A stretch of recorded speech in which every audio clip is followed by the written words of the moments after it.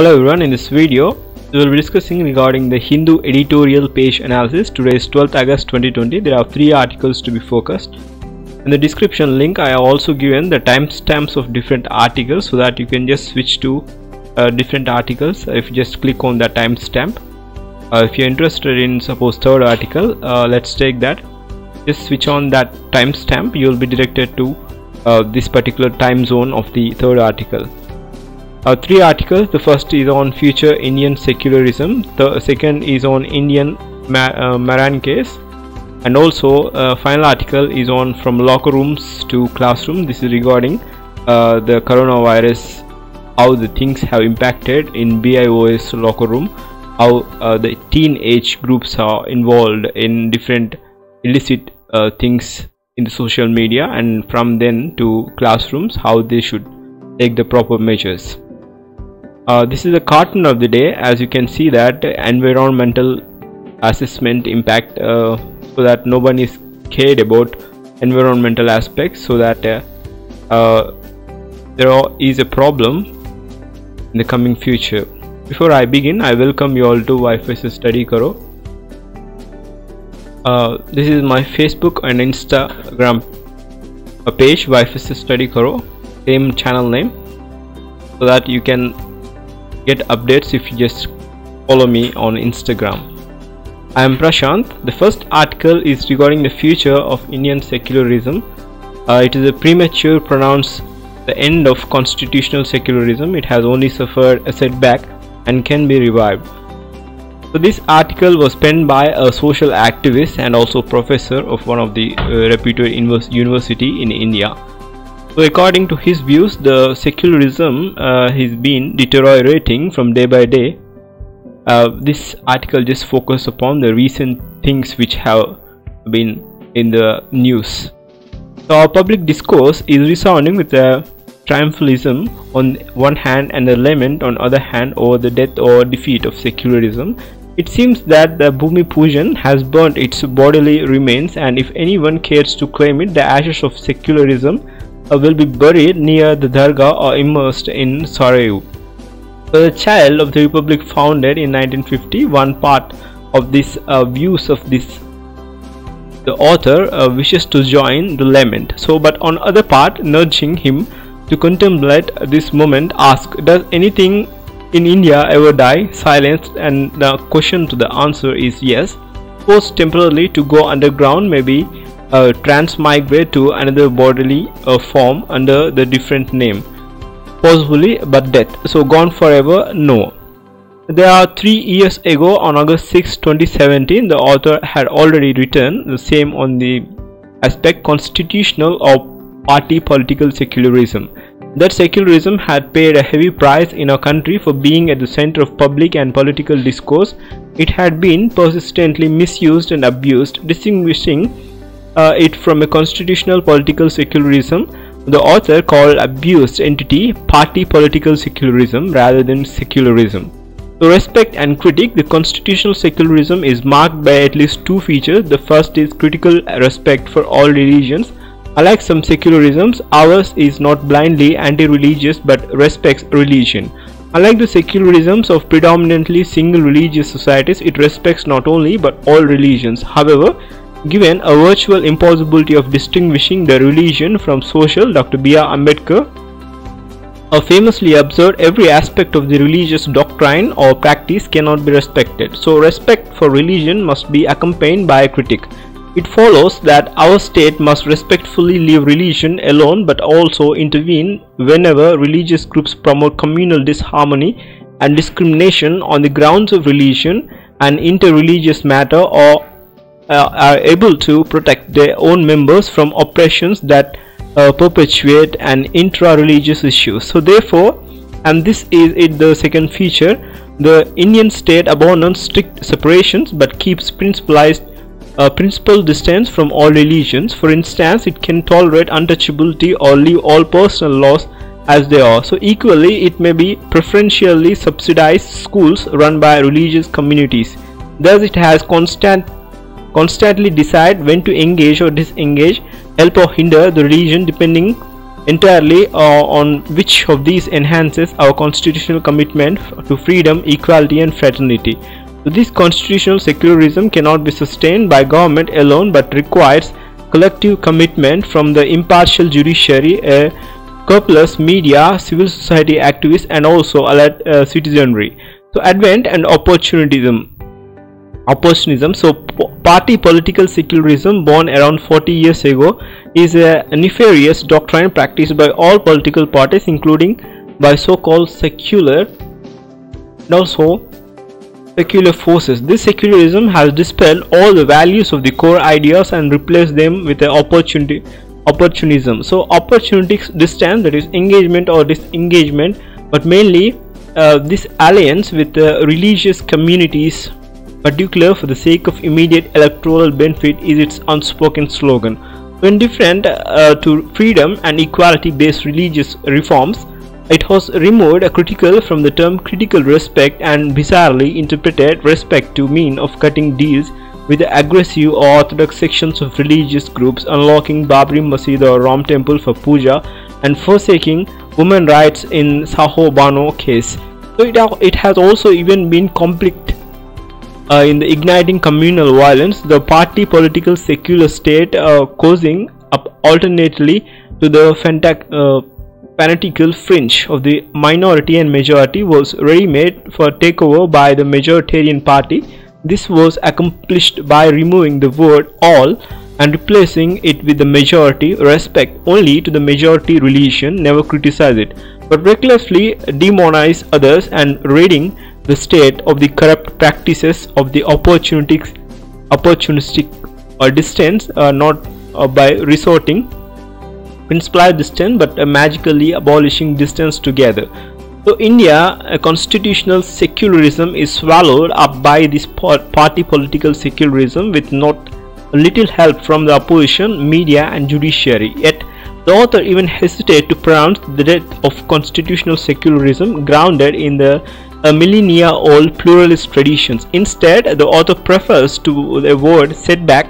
Brakes have been suddenly applied to the largely state-driven political project of dealing with inter-religious issues such as communal harmony. It has come to the screeching halt, broken down. Does secularism then have a future? So there are two crucial moves. The two crucial moves are to kickstart the discourse and practice of secularism. The first thing is a shift of focus from politically led project to socially driven movement for justice. The second is a shift of emphasis from the inter-religious to intra-religious issues. So the author invoked the name of two great leaders, Dr. Ambedkar and Jawaharlal Nehru, to make the point very clear, and Mr. B.R. Ambedkar disappointingly observed that when two roughly equal communities view each other as enemies, they get trapped into the majority-minority syndrome, a vicious cycle of spiraling political conflict of the social alienation. So this was true in 1930s and 1940s. Today, the feeling extremely vulnerable Indian Muslim appear to have opted out this syndrome. When this happens, the syndrome implodes. This results neither open conflict nor harmony, simply an exiled existence for the Muslims in their own homeland. So Dr. B.R. Ambedkar also claimed that when communities view each other as a menace, they tend to close ranks. This has another debilitating impact. All dissent within the community is muzzled, and also much needed internal reforms are stalled. So this is regarding the Indian project of secularism has been trod as much by the party politics, by the religious orthodoxy and dogma. So Europe as an example, the fight against the oppression of the church was a much popular struggle as it was driven by the state. So Europe's secularism provided a principle of fight inter-religious oppressions. So Nehru understood this.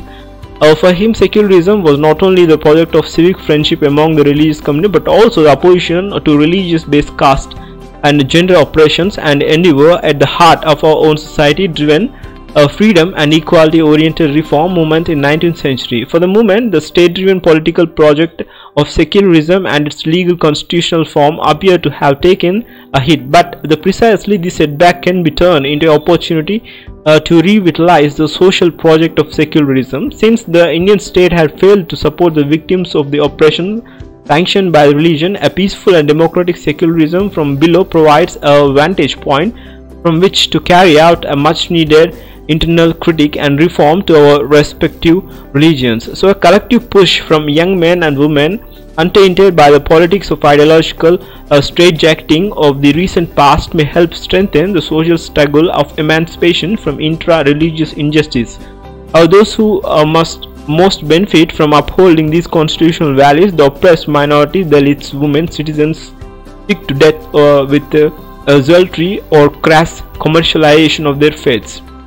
To renew this project, so inter-community relations, the author suggesting is that we must hereby ignore the inter-religious issues, but having itself produced this harmony, it is surely beyond the capacity of the current state to restore communal harmony. But the distance freedom from the mutual obsession give communities breathing space, so each can now explore resources within and construct new ways of life together. The political project of secularism arose preciously because religious toleration no longer worked. Needed today are the new reforms of socio-religious reciprocity, crucial for the businesses of everyday life, and novel ways of reducing the political alienation of the citizens, a democratic deficit whose ramification go beyond the ambit of secularism. This is regarding the secularism, how the things are going on, and only then their voice carry a weight and be heard. The next article is regarding the Italian Marine cases, how the Supreme Court had again withdrew and regarding the Italian Marine case, and alive there should be hefty and adequate compensation to be paid for those fishermen who were killed.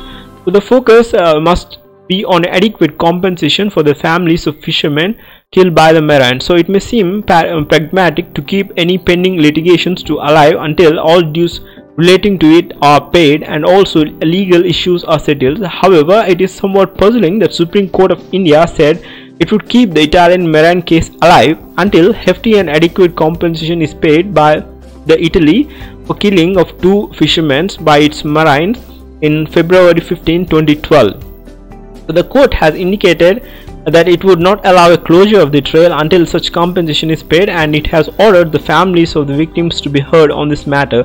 Once the Union government had declared that it would abide by ruling the Permanent Court of Arbitration, that is PCA at The Hague, which granted immunity to the Marines and favored Italy as the appropriate jurisdiction where they could be tried for the crime, it does not seem proper to delay the process of bringing closure to this matter. So for one thing, PCA as an arbitral tribunal and adjudicate disputes, and the United Nations Convention on the Law of the Sea, that is UNCLOS, itself ruled that India is entitled for the compensation for the loss of life and physical harm, material damage to the property, and a moral harm suffered by the captain and crew members, St. Anthony, the fishing vessel involved, and mandatory negotiations of the quantum.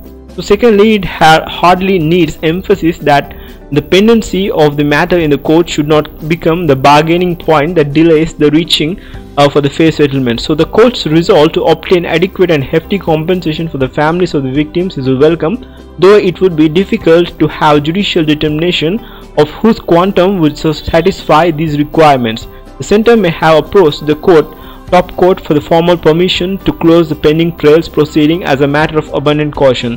So section 321 of CRPC, that too many legal tangles have already caused enough diplomatic rupture in the progression of the Enrico Lexi St. Anthony case since 2012.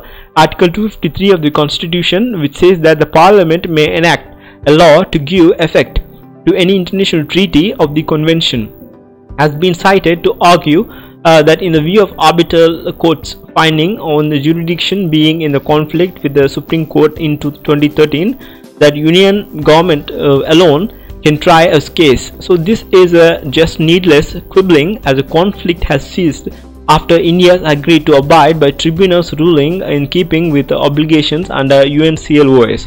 So India's focus should now be on negotiating for the compensation and ensuring a purposive criminal trial in Italy. So this is regarding the Enrico Lexi case, which was happened in 2012 in February, and the final verdict was given in The Hague and now Supreme Court is asking for a heavy compensation for the fishermen.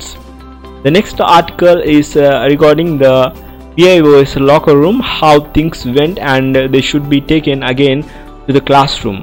The various education interventions will enable us to move towards gender equality. So instances of non-consensual sharing of image online to threaten and shame girls and women have raised serious questions about the mindsets of not only boys but also youngsters and their use of social media. So public opinion have pointed the fingers at the growing of sometimes nefarious influence of technology.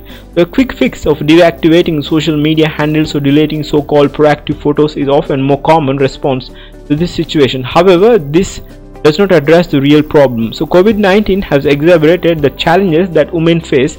So the National Commission of Women has reported a surge in domestic violence and cyber crimes, which has made girls and women more vulnerable as they struggle to find another pandemic of violence and abuse inside their homes and online. Against this background, UNESCO and UNICEF and UN Women, UNFPA and also South Asian Foundation joined hands recently to support the Nandita Das in the production of the launch for the short film Listen to Her. We hope this will contribute to the breaking of the stigma around the issue and encourage the women to speak up and seek help. So various initiatives taken. Young minds are malleable and therefore a concentrated effort must be made to shape positive mindset at the critical age. As the boundary between the real and the virtual world becomes increasingly blurred, the perceived risk increase for those looking to prevent the counter cyberbullying. UNESCO's information booklet Safe Online Learning in the Times of COVID-19 can also be useful reference. So this booklet, developed in the partnership with the National Council of Education Research and Training, that is NCERT, supports the creation of safe digital spaces and addresses nuisances of the privacy, and especially in the current context. So we also need to engage with the school community, civil society, organizations and governments to define alternatives for pre-existing norms and masculinity. So one such initiative is that the Action for Equality program, driven by our partner of Equal Community Foundation, had already trained 130 educators across India on how to engage boys to achieve gender equality through educational interventions. The core of the initiative is a community-based behavioral change program designed to provide young boys with the skills and knowledge they need to challenge existing gender norms and take action to end violence and discrimination against women and girls. So many more schools should adopt school-related gender-based violence programs and curricula so that the conversations can move out with the locker room and emerge as healthy discussions in the classroom. So the groundbreaking National Education Policy 2020 provides a historic opportunity to shape the educational response to these challenges for the decades to come. So ultimately, societies across the world must sensitize children and young women and men towards understanding the repercussions of their choices and guide them towards a more sound actualization of their own individuality. So message from the movements is from the Red Grill to #MeToo and other actions. It is fairly evident that the global movements towards the gender equality and eradication of violence against women are here to satisfy the hopefully to grow. One of the most important lessons to draw from these movements is that the change can be effected through peaceful means when people come together to confront the dominant social norms. Just as the challenges posed by the COVID-19 crisis demand interconnectedness, the challenge of the gender equality is that too, with a battle that cannot be fought in soils. So the pandemic is hopefully a gateway between the current world and the next in our quest to get back to the normal. Let us consider which parts of the normal are worth rushing back to it. So it would be a wasted opportunity if we campaign in a poetry but conduct ourselves in a prose in a year 1 AC, that is after coronavirus. This is regarding the one of the actions taken by the positive moves also to encourage and educate the teen from the locker room to the schools, and also create a gender bias and also violence programs and curriculums to educate them and increase the sustainability regarding UN Women and support some of the educators all over the world. That's the end of article discussion. If you are new to my channel, I request you all to subscribe so that you will not miss any further updates. Thank you for your time. Have a great day.